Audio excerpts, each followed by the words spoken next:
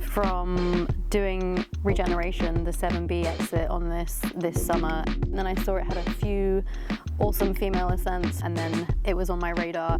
So I've been pretty psyched, actually, to just get on it, to have an absolute siege of this boulder.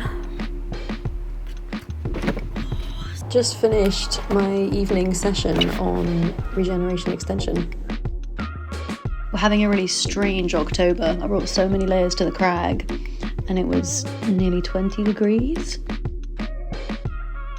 So it felt really bizarre in autumn climbing tops off, but it's just really warm.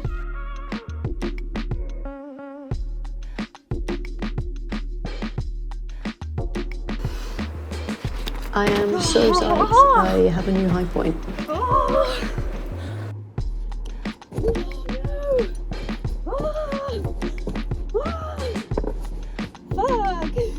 It was pretty cool to come off the last move twice, which is pretty exciting, and then change my beta for the jump move, which is just a stand 7A in itself.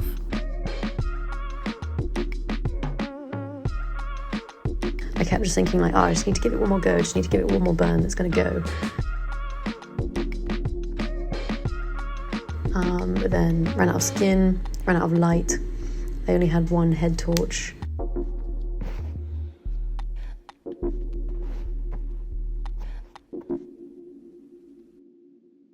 Walking into my 4th session on this boulder. It rained a lot last night. Not guaranteed the holds will be dry. It's a really nice day, but I suddenly realized like 3 minutes away from the boulder that it might actually be wet, so who knows? This is the moment of truth. Let's have a look. Ooh. That looks like a dry boulder. Dry holds. Ooh. Landing's pretty squishy. The pads are probably gonna get all soaked, but dry rock.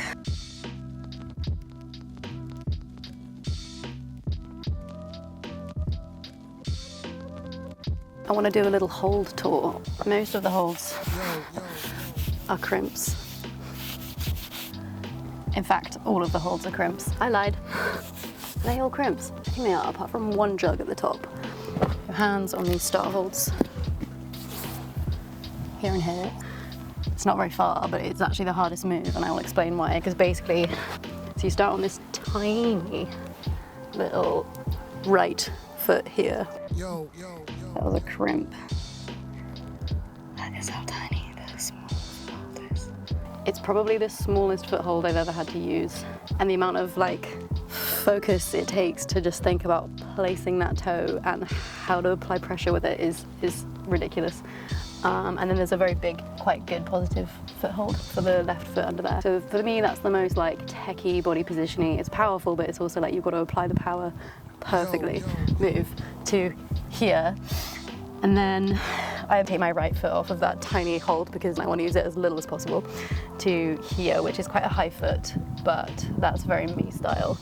So you go here and here, flagging with the left, out to that one, which is again quite small, but probably the least sharp out of all of them. Come into this, get that hold, put my left foot here. I realise when I'm trying it, if I have my left foot in more, it just sets me up better for the jump. It's a fairly skin dependent problem. The bottom move is so tensiony and stuff, but that's kind of why I like it. Is there something wrong with me? Probably.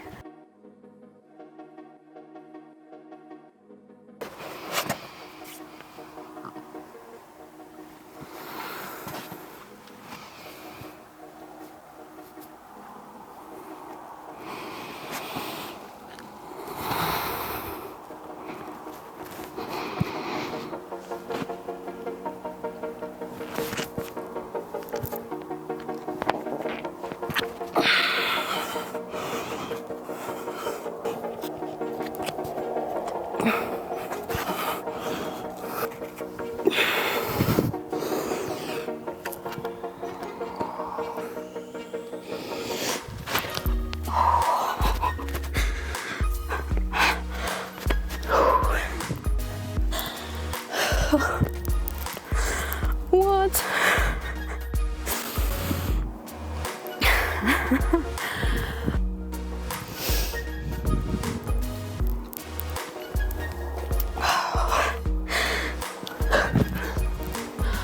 Oh, I'm pretty speechless. I don't really have any more words. I don't. And this, for me, like I've had 4 sessions on it. The last 3 have been in the last week. So I was just really psyched to keep coming back to it. It's been a real siege, but like the point of it is it wasn't about the grade. I was looking to challenge myself, and I just really liked this boulder. I was just psyched to keep coming back. And that's what it was about for me. It wasn't about the grade. It's not actually that important to me, to be honest. It's more about the rock itself, rock appreciation. The moves are really cool and it got me psyched. I'm just sad it's over, actually. I want to find more problems like this. Oh my goodness. Oh my god, that's the shape of the star. Oh, that is the actual shape. These shoes are pretty new. Hi.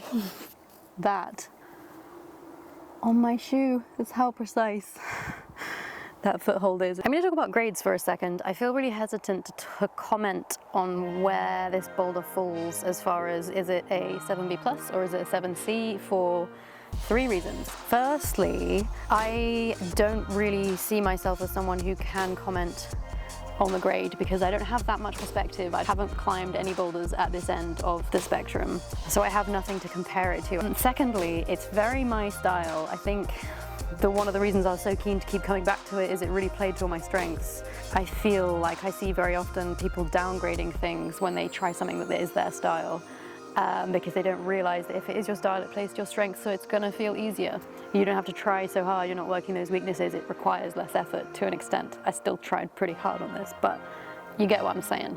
Thirdly, I am really hesitant to comment on it because I'm aware in the North Wales bouldering community, lots of people can't really agree on how hard this boulder is. People have commented that they think it's 7C. People have taken 7B plus and won't give it 7C. With my very little perspective and really understanding that it does suit my climbing style, I don't think I can give it a grade. But for sure I will say this, it is the hardest boulder I have ever done, which is pretty weird to say out loud.